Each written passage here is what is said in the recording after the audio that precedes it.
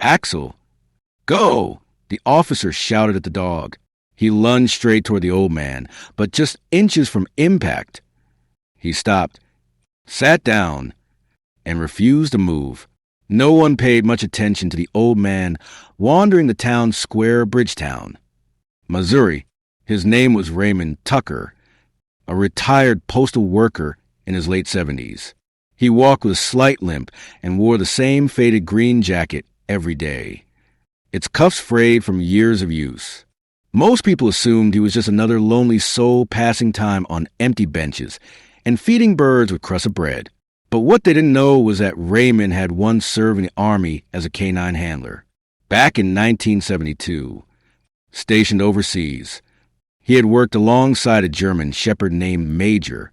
Together, they patrolled roads, cleared buildings, and survived ambushes until one day a landmine took Major's life and shattered something in Raymond forever. He was discharged soon after, and since then, he never owned another dog. Some losses. He once told a stranger, "Don't leave you. They just sit with you." One chilly Thursday morning, Raymond stopped by the park as usual. The air smelled of cut grass and autumn. He sat on a bench near the playground, watching children laugh and run. It brought him peace, even if he didn't speak to anyone. But this time, something went wrong. A nervous shopkeeper had called the police, reporting an unstable man loitering near children. Minutes later, two patrol cars pulled up. One officer approached cautiously, while the other stayed back with German Shepherd canine named Axel, a sleek, powerful dog trained for precision and obedience. "Sir, step away from the playground." The officer called. Raymond, hard of hearing, didn't catch the words. He raised a hand to his ear in confusion and took a small step forward. The younger officer misread the motion. "Canine unit. Engage." Axel bolted. The crowd froze, and a child dropped a toy. Raymond barely had time to process what was happening before the dog was upon him. And then, nothing. Axel stopped just inches away, his body tense and softening. Instead of attacking, he sat down quietly at the old man's feet. For a long moment, nobody moved. Axel leaned forward and nudged his nose into Raymond's hand. The old man blinked, stunned, and then his eyes welled with tears. "Major," he whispered.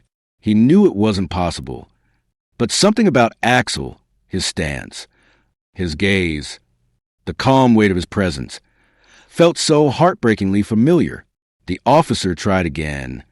"Axel, return." But the dog ignored him. He pressed closer to Raymond, resting his head against the man's leg as if to say, "I know you. You're safe now." People around them watched in disbelief. Phones came out. One bystander filmed the entire moment.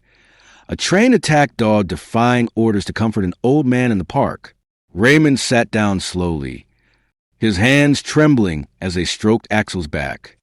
"It's been so long," he murmured. "But you remembered me, didn't you?" Later, the officers apologized. The one who gave the command couldn't understand it. "Axel has never disobeyed before," he kept saying. "Not once." 3 days later, the Bridgetown Police Department reached out. Axel was due to retire from service within the year, given the bond they had witnessed.